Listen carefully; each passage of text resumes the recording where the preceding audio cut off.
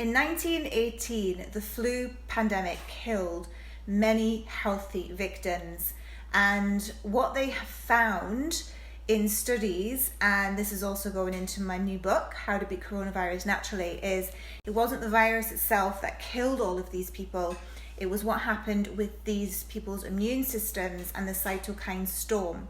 So it wasn't the virus that killed them, it was the cytokine storm, which is what I'm trying to educate you all on to prevent your body from developing this cytokine storm. So if you are vulnerable, if you have a chronic illness, you are more likely, because you already have serious underlying chronic inflammation, this means you're more likely to get a cytokine storm. And that's what I want to teach you on how to prevent and reverse it as well. You can reverse it. It is reversible.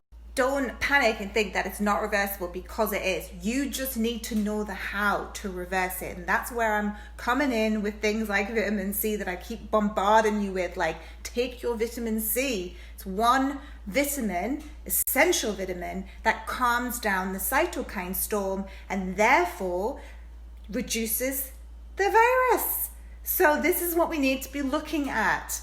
So cytokine storm, this is why I keep going on about it. It's so important to learn, and it all comes down to the health of your immune system, and that is where it's at.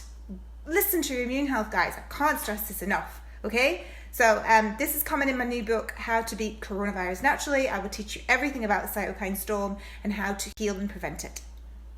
Reverse it as well.